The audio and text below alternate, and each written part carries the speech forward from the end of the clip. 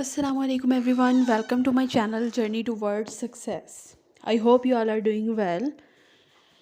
आज से मैं स्टार्ट करने लगी हूँ जनरल एबिलिटी CSS का क्विक रिव्यू का सेशन। इसके अलावा जो जो FPSC PPSC में अपेयर हो रहे हैं उनके लिए भी ये एक इन्फॉर्मेटिव सेशन रहेगा। हम मैथ्स के इम्पॉर्टेंट टॉपिक्स को इंशाल्लाह कवर करेंगे। तो आज जो टॉपिक मैं कवर करने वाली हूँ वो है परसेंटेज का। ठीक है, तो चलते हैं वीडियो की तरफ। उससे पहले आप सबसे रिक्वेस्ट है कि मेरे चैनल को जिन लोगों ने सब्सक्राइब नहीं किया वो सब्सक्राइब कर लें, और मेरी वीडियोस पसंद आती हैं तो उनको लाइक और शेयर ज़रूर करें। तो स्टार्ट करते हैं टॉपिक को। टॉपिक है परसेंटेज। इसमें जो वर्ड है परसेंटेज में सेंट, वो एक लैटिन वर्ड है। ठीक है, cent is a Latin word और इसका मतलब होता है 100, जैसे सेंचुरी भी होता है। ठीक है, 100 होता है इसका मतलब। अब परसेंट का मतलब होता है आउट ऑफ 100। ठीक है, यानी कि पर सेंट मीन्स 100, यानी कि परसेंट का मतलब होता है आउट ऑफ 100। ठीक है जी। इसके अलावा आ जाता है परसेंटेज का सिंबल। परसेंटेज का जो सिंबल होता है, परसेंटेज को जो है वो सिंबल इस तरह से डिनोट करते हैं। ठीक है जी, परसेंटेज को इस तरह से डिनोट करते हैं। नेक्स्ट अब हम कुछ इंपॉर्टेंट चीज़ें देख लेते हैं परसेंटेज से रिलेटेड। फर्स्ट वन जो है वो ये है कि अगर हम किसी वैल्यू है हमारे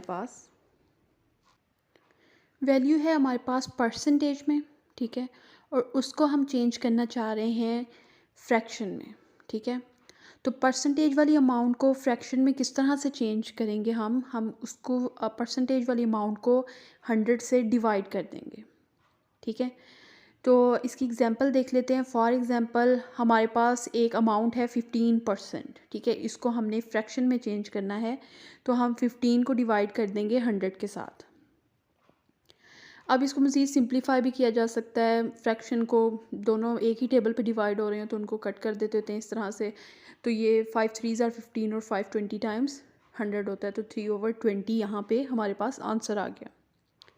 इसके बाद सेकंड जो है वो ये है कि अगर हमारे पास फ्रैक्शन में अमाउंट हो और हम उसको परसेंटेज में चेंज करना चाहते हो, फिर क्या करेंगे? तो उसके लिए जो है वो हम उसका उलट करेंगे। उसमें हमने डिवाइड किया था तो इसमें हम क्या करेंगे? मल्टीप्लाई। ठीक है, 100 के साथ ही करेंगे, और उसमें डिवाइड किया था, इसमें मल्टीप्लाई करेंगे। अब इसकी एग्जांपल देख लेते हैं। जैसे 3/20 हमारे पास एक वैल्यू है, इसको हम चेंज करना चाहते हैं परसेंटेज में, तो हम क्या करेंगे? मल्टीप्लाई कर देंगे इसे 100 के साथ।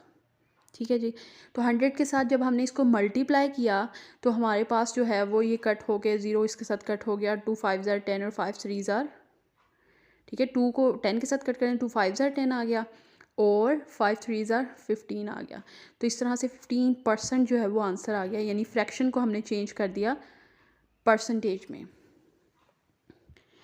इसके बाद आ जाता है नेक्स्ट।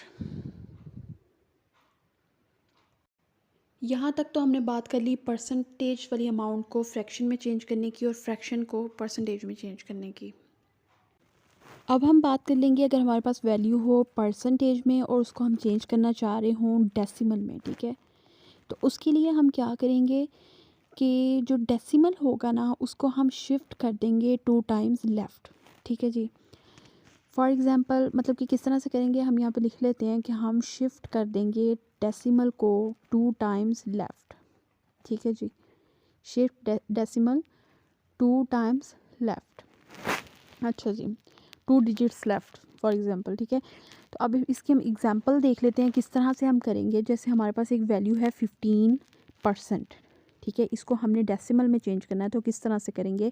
अब देखें, जो वैल्यू होती है ना जिनमें डेसिमल नहीं होता, ठीक है, उसका मतलब होता है कि उनके आखिर पे डेसिमल है। अब ये तो उन्होंने ट्रिक बता दी कि अगर 15% है उसको डेसिमल में चेंज करना है, उसका पॉइंट उठा के 2 बार लेफ़्ट साइड पे ले जाएं। लेकिन हम डिवाइड भी करके देख लेते हैं कि वाकई ऐसे होता है। यानी परसेंट का मतलब यही होता है ना कि उसे 100 से डिवाइड कर दो। 100 से डिवाइड करके देख लेते हैं, हमारे पास आंसर 0.15 आ गया, 15 आ गया। ठीक है, 0.15। तो इसका मतलब कि डिजिट पॉइंट जो है वो लास्ट पे था, मतलब जिस वैल्यू में कहीं भी नहीं होता, इसका मतलब उसके लास्ट पे होता है। तो लास्ट से उठकर कहाँ चला गया? 2 टाइम्स लेफ़्ट चला गया, ठीक है। तो इस तरह से परसेंटेज अमाउंट जो है वो डेसिमल में चेंज हो गई, ठीक है जी। इसके बाद हम देख लेते हैं कि अगर हमारे पास डेसिमल में वैल्यू हो और हम उसको परसेंटेज में चेंज करना चाहते हो तो वो किस तरह से करेंगे, ठीक है जी। उसके लिए हम ये करेंगे, जिस तरह डेसिमल परसेंटेज को डेसिमल में चेंज करने के लिए पॉइंट को 2 टाइम्स लेफ़्ट लेके आए थे, इसमें उलट हो जाएगा, 2 टाइम्स राइट ले जाएंगे, ठीक है। तो डेसिमल वैल्यू जो है वो परसेंटेज में चेंज करनी हो तो उसके लिए हम शिफ्ट कर देंगे डेसिमल को 2 टाइम्स राइट, 2 डिजिट्स राइट, ठीक है। तो शिफ्ट डेसिमल 2 डिजिट्स राइट, ठीक है जी। तो अब हम इसको भी एग्जांपल के साथ देखेंगे कि किस तरह से ये होगा, ठीक है। फॉर एग्जांपल हमारे पास है 0.15, ठीक है, 0.15 और हमने इसको चेंज करना है परसेंटेज में, ठीक है। तो हम क्या करेंगे, इसके लिए हम इसको जो है वो डिजिट पॉइंट उठाकर 2 टाइम्स राइट ले जाएंगे। यहाँ पे जो है वो परसेंटेज नहीं आना, ये डेसिमल में हमारे पास वैल्यू है, इसको हमने परसेंटेज में चेंज करना है। तो हमने पॉइंट उठाकर 2 टाइम्स राइट लेके आए तो यहाँ से यहाँ पे लास्ट पे आ गया, यानी कि जब लास्ट के बाद मतलब उसके बाद कोई वैल्यू ही नहीं है तो इसलिए हम लिखेंगे ही नहीं पॉइंट को, 15 आ जाएगा जस्ट। तो 15% जो है वो यहाँ पे बन गया, ठीक है। 0.15 को परसेंट में चेंज कर किस तरह से किया हमने, आप इसको मल्टीप्लाई भी करके देख सकते हो, ठीक है। हमने 100 के साथ मल्टीप्लाई कर दिया, ठीक है ना, यानी कि 2 टाइम्स वो राइट साइड पे आ गया। अब अगर हमारे पास कोई मतलब कि अगर हमने A% of a value B निकालना हो तो हम किस तरह से निकालेंगे। अब जिस चीज़ के साथ परसेंट लिखा होता है ना उसको डिवाइड करते हैं 100 से, और जिस ऑफ के बाद वाली जो वैल्यू होती है ना उसके साथ मल्टीप्लाई करते हैं, ठीक है। तो फॉर एग्जांपल अगर A% है, A% का मतलब होता है A डिवाइडेड बाय 100, ठीक है, और इसे मल्टीप्लाई कर देंगे ऑफ वाली वैल्यू से। ऑफ B है तो इसका मतलब इसे B से मल्टीप्लाई कर देंगे, तो यहाँ पे हमारे पास A/100 मल्टीप्लाई B आ जाएगा, ठीक है जी। अब इसको भी हम एग्जांपल से देख लेते हैं। फॉर एग्जांपल हमारे पास एक वैल्यू है 40, मतलब कि क्वेश्चन है 40% ऑफ 25 कह देते हैं, ठीक है, 25। तो हम इसको किस तरह से निकालेंगे, जिसके साथ परसेंट लिखा है उसको डिवाइड करना है 100 से और ऑफ वाली वैल्यू के साथ मल्टीप्लाई कर देना है, ठीक है जी। 40/100 मल्टीप्लाई बाय 25, इसको कट किया 25 1 ज़ा 25, 25 4 ज़ा 100 होता है, 4 किससे कट किया 10 आ गया, यानी कि 10 जो है वो हमारे पास आ गया। 40% ऑफ 25 कितना होता है 10, ठीक है। यानी इस तरह से हम इन क्वेश्चंस को सॉल्व करेंगे। अब इसके बाद जो है वो हम देख लेते हैं कि अब हम एक की फैक्ट देख लेते हैं, ठीक है। तो एक फैक्ट ये है कि परसेंटेज जो होती है ना, it can never be zero, ठीक है। परसेंटेज जो है वो कभी भी ज़ीरो नहीं होती, तो percentage can never be zero, ठीक है, ये भी आपने याद रखना है। अच्छा जी, इसके बाद अब हम नेक्स्ट देख लेते हैं। अब देख लेते हैं कि अगर हमारे पास क्वेश्चन आ जाए तो उसको हम किस तरह से सॉल्व करेंगे, ठीक है। तो उसके लिए जो है वो क्वेश्चन जो होते हैं ना वो 2 तरह के आते हैं। एक वो जिनके अंदर परसेंटेज का फॉर्मूला लगता है, ठीक है। दूसरे वो होते हैं जिसके अंदर जो है वो हम कहते हैं कि इतने परसेंट ऑफ इतनी वैल्यू, ठीक है। तो एक होते हैं परसेंट वाले और एक होते हैं परसेंटेज वाले, ठीक है जी। तो अब हम इनको देख लेते हैं कि हम इनको किस तरह से सॉल्व करते हैं, ठीक है। सबसे पहले होता है परसेंट वाला, ठीक है। पर का मतलब होता है मतलब कि उसके आउट ऑफ, और सेंट का मतलब होता है 100, ठीक है। अब वो कहेंगे कि परसेंट ऑफ दिस वैल्यू, या ठीक है ऑफ एक्स हमने सपोज कर लिया, तो हम जो भी जितने परसेंट भी होगा उसको 100 से डिवाइड करके जो है वो मल्टीप्लाई कर देंगे एक्स के साथ, ठीक है। फॉर एग्जांपल यहाँ पे हमारे पास है 10% ऑफ एक्स, तो हम 10 divided by 100 multiply by x, इस तरह से जो है वो हम निकालेंगे, ठीक है। अब सपोज़ कर लेते हैं कि y% ऑफ एक्स है, तो फिर हम y को डिवाइड करेंगे 100 से और मल्टीप्लाई कर देंगे x के साथ, ठीक है जी। ये वाले क्वेश्चंस को तो इस तरह से सॉल्व करेंगे। अब हम दूसरी तरफ देख लेते हैं कि अगर हमारे पास परसेंटेज वाले क्वेश्चंस हों, ठीक है, तो इसके लिए जो है वो फार्मूला यूज़ होता है, ठीक है। फार्मूला हम लगाएंगे और वो फार्मूला जो है वो ये है कि जो अमाउंट हमें गिवन हो उसको हम डिवाइड कर देंगे विद टोटल अमाउंट, ठीक है। गिवन अमाउंट को टोटल अमाउंट से डिवाइड कर देंगे और उसे मल्टीप्लाई कर देंगे 100 से, तो इस तरह से जो है वो हम परसेंटेज फाइंड आउट कर लेंगे। इसको एक बार फिर देख लेते हैं कि गिवन अमाउंट को टोटल अमाउंट से डिवाइड करके मल्टीप्लाई करेंगे 100 से, तो हमारे पास जो है वो परसेंटेज आ जाएगी। ठीक है जी। इसकी एक एग्जांपल ये भी है कि जिस तरह हमने अपने मार्क्स की परसेंटेज निकालनी होती थी, तो हम अपने जितने ऑब्टेन्ड मार्क्स होते थे उसको टोटल से डिवाइड करते थे, मल्टीप्लाई कर देते थे 100 से। ठीक है जी। अब आगे देख लेते हैं कि परसेंटेज के तो और भी आप कहेंगे कि परसेंटेज इंक्रीज़ का फॉर्मूला होता है, परसेंटेज डिक्रीज़ का होता है, और उसके अलावा प्रॉफिट परसेंटेज का होता है, लॉस परसेंटेज का होगा। तो ये सारे फार्मूलाज जो हैं इनमें कोई डिफरेंस नहीं है। ठीक है, सारे फार्मूलाज जो हैं वो सेम हैं। अगर आपको एक फार्मूला याद हो गया है तो फिर बाकी सारे भी हो गए। ठीक है, तो यहाँ पे मैं लिख रही हूँ कि परसेंटेज इंक्रीज़ का, परसेंटेज डिक्रीज़ का, प्रॉफिट परसेंटेज का, लॉस परसेंटेज का, तो ये सारे सेम हैं। अब हम देख लेते हैं कि किस तरह से सेम है। ठीक है, परसेंटेज इंक्रीज़ का फॉर्मूला जो होता है ना, उसमें क्या होगा कि इंक्रीज़ जो है ना वो ऊपर आ जाएगा और उसे ओरिजिनल अमाउंट से डिवाइड कर देंगे और मल्टीप्लाई कर देंगे 100 से। वही फॉर्मूला है ना। ठीक है, जिसमें मतलब कि परसेंटेज इंक्रीज़ में इंक्रीज़ ऊपर आ जाएगा, परसेंटेज डिक्रीज़ में डिक्रीज़ ऊपर आ जाएगा, बाकी सारा वही। प्रॉफिट परसेंटेज में प्रॉफिट ऊपर आ जाएगा, लॉस परसेंटेज में लॉस ऊपर आ जाएगा।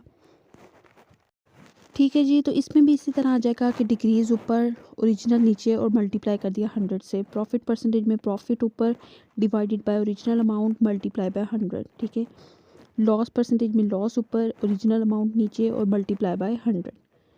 ठीक है जी, तो ये हो गए सारे फार्मूलाज परसेंटेज के।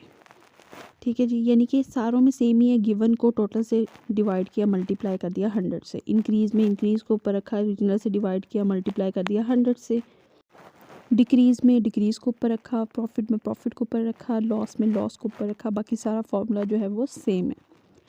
ठीक है जी, तो यहाँ तक हो गया परसेंटेज का फार्मूला। और ये जो है y% ऑफ x, इस तरह के क्वेश्चंस को मतलब किस तरह सॉल्व करेंगे, इसके लिए एग्जांपल एक मैं राइट करने लगी हूँ। तो एग्जांपल है कि 36 इज़ व्हाट परसेंट ऑफ 80। ठीक है, 36 80 का कितना परसेंट होता है, तो इसको हम किस तरह से फाइंड करेंगे। तो इसके लिए सबसे पहले देखें कि व्हाट मीन्स की जो चीज़ हमारे पास मैथ्स में नहीं होती, हम उसको सपोज कर लेते हैं। तो लेट कर लिया कि x है। ठीक है, तो अब यहाँ पे क्वेश्चन को आप समझें पहले कि हमने फाइंड करना है कि 80 का कितने परसेंट जो होता है वो 36 होता है। ठीक है, अब कितने को मतलब कि जो चीज़ हमें नहीं पता हमने उसको लिख दिया x, तो x परसेंट लिख दिया। अब किसका परसेंट, ऑफ के बाद क्या वैल्यू लिखी हुई है यहाँ पे 80। ऑफ के बाद जो वैल्यू लिखी होती है, ठीक है, उसको मैंने कहा था मल्टीप्लाई करते हैं वो परसेंट वाली वैल्यू के साथ, तो हमने मल्टीप्लाई कर दिया 80 के साथ। अब वो उन्होंने कहा कि किसके इक्वल होगा, 36 के इक्वल होगा। तो इस तरह से हम ये एक इक्वेशन बना लेंगे, x% of 80 is equal to 36। Sorry, यहाँ पे मुझे पता नहीं चला था कि ये दिख नहीं रहा था, तो मैं अगेन इसको समझाती हूँ। देखें, y मैं यहाँ पे ये समझा रही थी कि y% ऑफ x, जिसके साथ परसेंट लगा होता है उसको 100 से डिवाइड करते हैं और ऑफ के बाद जो वैल्यू होती है उसको उसके साथ मल्टीप्लाई कर देते हैं। तो सेम हमने इसी तरह का व्हाट परसेंट था नीचे। ठीक है, व्हाट यहाँ पे क्या है, सपोज किया हुआ है हमने x है और मल्टीप्लाई कर दिया, ऑफ के बाद है 80 तो उसके साथ मल्टीप्लाई कर दिया। ठीक है, तो उन्होंने कहा कि वो 36 होगा, तो हमने इक्वल टू 36 कर दिया। ठीक है, अब हम इसको सॉल्व करेंगे। तो सॉल्व किस तरह से हम इसको करेंगे,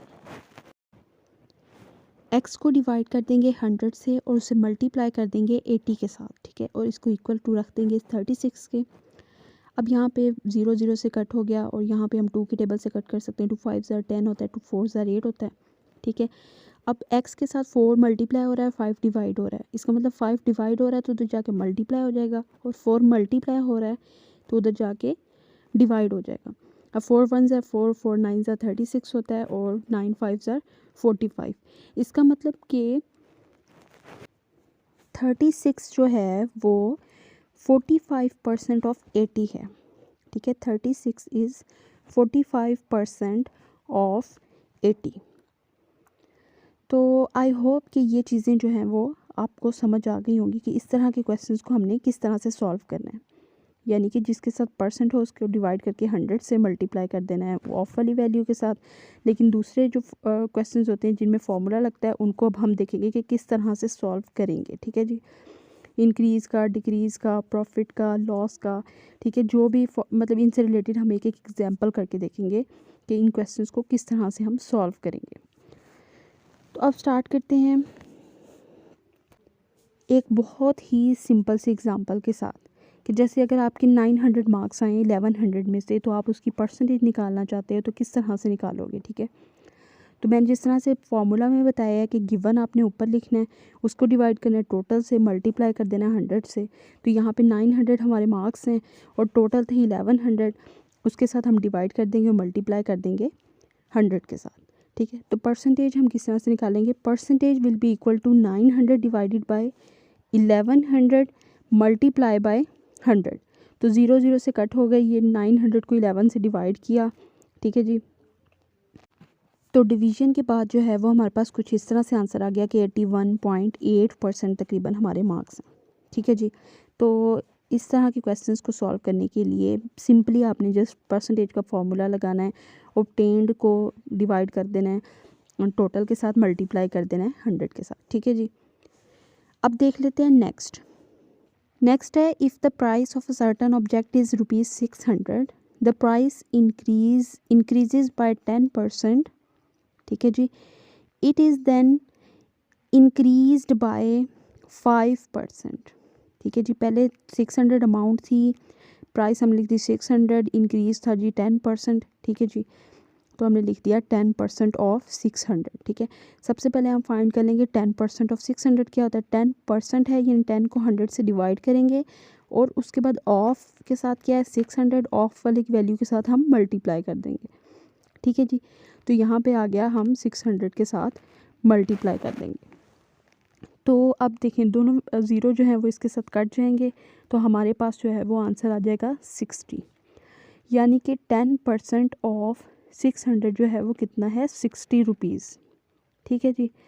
तो पहले अमाउंट जो है वो कितनी थी 600, अब 10% इंक्रीज़ के बाद उसमें 60 ऐड हो गए, यानी कि अब इंक्रीज़ के बाद जो है वो वैल्यू कितनी आ गई, वैल्यू में जो है वो 60 ऐड हो गए, यानी कि 600 plus 60 and it is equal to 660 rupees, यानी कि अब 660 रुपीज़ बन गए, ठीक है।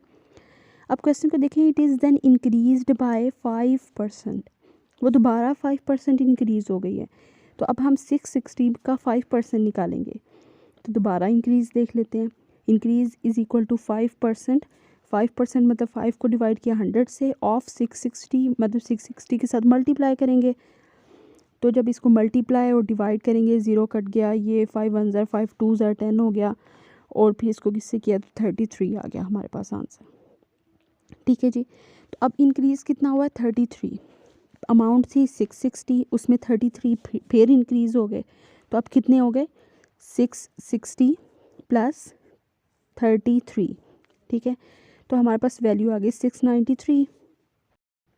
तो 693 जो है वो अमाउंट बन गई दूसरी बार इंक्रीज़ के बाद, पहले 10% हुआ था, फिर 5% हुआ, और अब हमारे पास ये अमाउंट बन गई, ठीक है।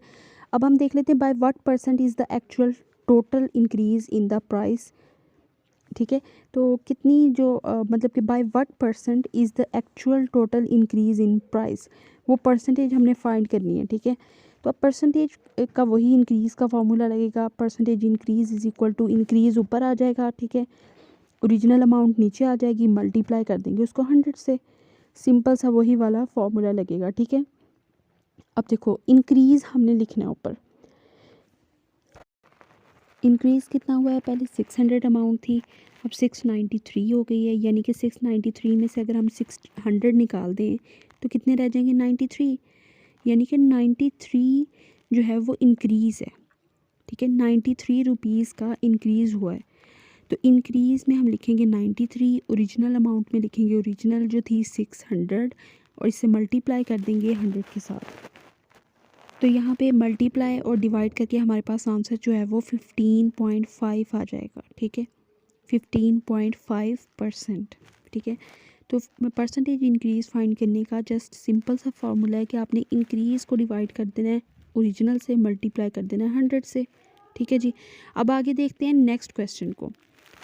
नेक्स्ट क्वेश्चन है what will be the selling price of the article, अगर उसे 1150 में ख़रीदा था और 6% प्रॉफिट से सेल कर दिया तो कॉस्ट प्राइस जो है वो 1150 रुपीज़ है, प्रॉफिट उसका है जो है वो 6% है। ठीक है, तो हम पहले 6% फाइंड कर लेंगे कि 1150 का 6% कितना होता है। ठीक है जी, तो 6% ऑफ 1150 है, 6 को डिवाइड किया 100 के साथ, मल्टीप्लाई उससे कर दिया 1150 के साथ। ठीक है जी, तो ये सारी मल्टीप्लिकेशन डिवीजन करके हमारे पास आंसर आ जाएगा 69 रुपीज़। ठीक है, इतना प्रॉफिट के साथ हमने सेल किया है। ठीक है, अब हमने फाइंड करना है सेलिंग प्राइस असल में थी कितनी। इसका मतलब कॉस्ट प्राइस थी 1150, प्रॉफिट था 69, तो इसका मतलब कि कॉस्ट प्राइस में हम 69 प्लस कर दें तो हमारे पास आंसर आ जाएगा कि हमने असल में कितने में सेल किया।